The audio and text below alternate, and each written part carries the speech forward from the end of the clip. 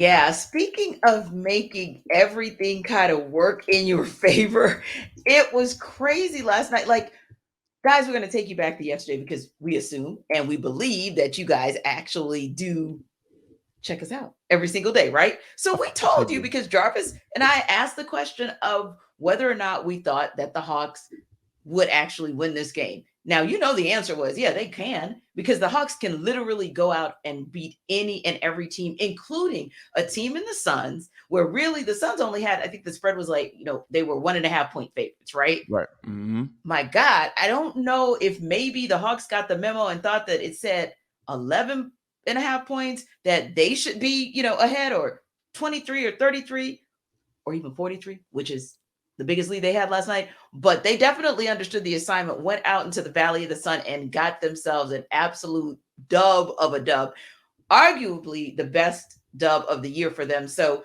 132 to 100 obviously gets them back to 500, 26 and 26. But let me start right there, Jarvis. Mm-hmm. In your opinion, for what you saw or heard, depending on whether you listened on radio like I did or you watched on TV, was that the best?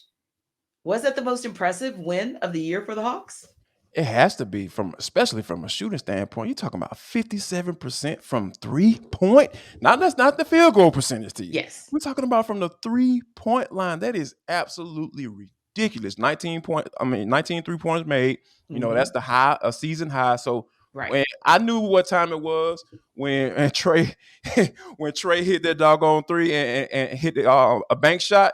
Right. He didn't call it, by the way, so it Right. don't count. But it went towards the score, but it didn't count in Uh-huh. real life. So, but Right. yeah, when you think about guys hitting shots like that, DeAndre Hunter, who's been Mm-hmm. struggling out there shooting the rock, like and looking Yeah. good. So all of those things just really just came into play, and I was just like, oh my goodness, this is what this starting lineup was meant to be or meant Yeah. to look like. This is what Travis Schlenk had in mind when he put Mm-hmm. this team together. Indeed. Unfortunately, you're not going to be able to see it out, but that's a whole nother conversation for another day. However, T, I think one Mm-hmm. more thing that just really, really stood out to me, and I think this Mm-hmm. is the thing that can sustain itself, because I don't think that you can sustain shooting 57% from 3 point line. Agreed.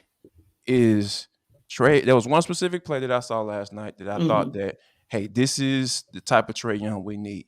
He turned the ball over Mm-hmm. and immediately went back, Yes. and the guy tried to make a pass. The dude Yep. stole the rock, got it back, Yes. got it to John Collins, and he hit it right there for the corner three, Yes. knocked it down. I was just like, That's it. that's the type of Trae we need. Mm-hmm. We don't Yeah. need you to be a lockdown defender. Mark Jackson even talked about on the broadcast as well. We Mm-hmm. don't need you to be a lockdown defender. We need you Yeah. to be active. We need your hands to Exactly. be active. We need you to get in the passing lanes and Mm-hmm. steal the rock and get an extra possession. Those are the Yeah. type of things that will win you games at the end of the Mm-hmm. day, especially when you come up against teams that are going to the playoffs too. Right. Now, I will give an honorable mention to the Suns win, right? Because I know Yeah. the numbers, when you look at the 132 to 100 in particular, that's probably what stands out to people. But I will say that I'll probably, even though the 3 point percentages weren't as high when they beat the Bucks, but they did beat the Bucks twice this year already. They beat the Bucks on the Bucks court. They beat the Bucks on the Hawks court. So that's probably where I'm going to go, only because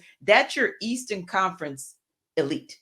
Yeah. And you've beaten them twice already. And that's the thing that at a minimum we want to see. Like, for you to get out of the play-in round in the East, you need to at least be able to win some tiebreakers, and that helps you to win the tiebreaker. Right. So I would probably still defer to those being, to me, the best wins, because you also did it within a 2-week stretch of time. You beat them at home, and then you went to their court and beat them again. And regardless of whether they have Chris Middleton or not, it's not like you have Bogdanovich, so you were missing a component or two yourself. And Right. even last night, yeah, they were missing Devin Booker, but let's just face it, you'd also the Suns had won 6 of their last 7, so Right. you were already in a mode where you were operating effectively without him. So I still Mm-hmm. would say this is probably, me, I'll go 1A, 1B, and 1C so that I can get the Suns Yes. in there. But I Indeed. go back to some stats that you kind of want to piggyback on, stats that you gave as far as why this would still be my 1C. And in addition to the very number that you called out as far as the 3-pointers, I want to go back at the percentage as well as the number that's made. I want to go back to what they were able to do in stopping the team that makes, they're the number 3 team in the league in 3-pointers made. That's the Suns. 4 of Yeah. 28. Yeah, they could have had an off night, but when you only make 4 of 28 three-pointers, that's not just an off night for you. That is an on night for the defense from the opponent. So I do Yes. want to give the Hawks an incredible amount of credit for that. And Jarvis, they could have laid down, right? After that second quarter and said, hey, we scored 40 in a quarter, 66 at the half. No, those guys came out, the starters came out and just went for blood. If we can see that kind of effort, or like you said, each starter being prepared to do something extra, you just hit the nail on the head. That was the extra play for Trae. And that by far was my favorite play of the night, too. Other than Yes. that, DeJounte Murray dunk, good God. Oh But as yeah. far as, Showtime. because, right, exactly. So for Trae, that was my favorite for him, right? Now for DeJounte, it was the dunk because that showed that authority. We keep telling people that dude is a quiet dog. That's the kind of thing you see from quiet dogs. And John Collins being prepared, saying, okay, my guy made a mistake. He recovered. Now I'm going to be ready for wherever he gets it to me, whether he gets it to me inside the paint with an alley or whether he gets me out on the wing and I convert. Yes, yes, yes. Keep doing that. And we could just go on and on about everything that they did that was so very positive. Also, Jarvis, another season high that was a good look for the Hawks was the fact that they had 32 assists, because that Oh always yes. speaks to ball movement and it Yes. speaks to, hey, I may have a good shot, but if Jarvis has a better shot, I'm dishing out to my guy and I'm going to let him finish it off. So really kind of liked what I saw there as well. Now, interestingly enough, you and I are on the same page when it comes to Trae Young. Mhm. Trae's stat line never has to read like 40 and 3, meaning like 40 points, 3 assists. I don't ever want to see that again. What I Mm-mm. want to see is exactly what we saw last night. And really not just Trae, but also just that combined backcourt. When you're talking about a combined Yeah. 41 points and 7 rebounds and 7 assists and a couple of steals. So that's what we're talking about. But Right. let's give Trae his credit, because we know tonight we're going to hear from the coaches to see who they selected as a reserve. Here's my thought. Want to get yours. My thought is, yeah, there's every reason to think that you could hear Trae Young's name, because Trae's been coming on really strong these last couple of weeks with a full complement of a skill set that he's displaying, right? And I Right. feel like if for some reason he doesn't make it tonight, somebody might go down for injury. I still expect to see him in Utah in a couple of weeks. That's just me. But what do you think about what he's displayed these last few weeks, even if we've seen him sit out a game here and a game there, as far as maybe the coaches selecting him for the reserve team? To be honest with you, being that he made it last year, I think that there's going to be the benefit of the doubt, right? Yeah, And especially since he's come on as of late, from a shooting standpoint, because we know that he's been struggling, and I think that, yeah. and I wouldn't be surprised that he comes up in conversation, DeJounte Murray as well, because That's he's what. Mhm. killing it lately. He's Yes. shooting from three and just being able to be that guy when Trey's not in the game, and also being able to distribute when Trey is on the floor as well. So Right. I think, but yeah, I do think Trey gets the benefit of the doubt, and they call his name. And I Mhm. also add that I wouldn't be surprised if DeJounte Murray names comes up as well, because when you think about what he's been doing as of late, when Trey has been sitting out in those games, dudes Mhm. has just been absolutely balling.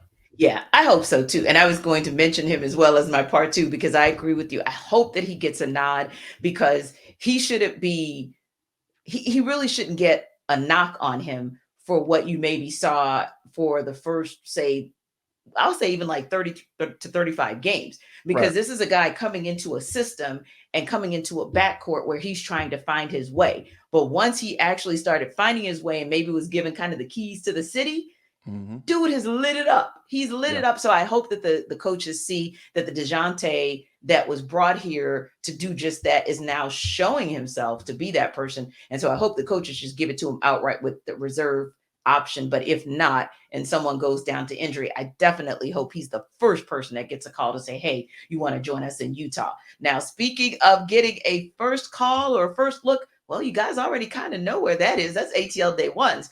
But if it's a second call, second look, second check in, that would be Locked On Sports Today, because those guys always have the biggest reactions to any of the stories that are big across the entire country. You think that they weren't watching that drubbing last night? You know they were. So love to hear their reaction to that as well. And also, Patrick Mahomes and Jalen Hurts are starting to talk about the fact that they know that this Super Bowl is something special with two African-American quarterbacks going against one another for the first time in the history of the Super Bowl. You want reaction from what Patrick Mahomes and Jalen Hurts have to say? Check out Locked On Sports Today. You can check them out on YouTube or wherever you get your podcast. Just don't forget, after you listen to ATL Day Ones and you know for sure that you have to check us out all the way through For the Culture, check them out for a take of the day, and you will not be disappointed on what those guys have to bring on Locked On Sports Today.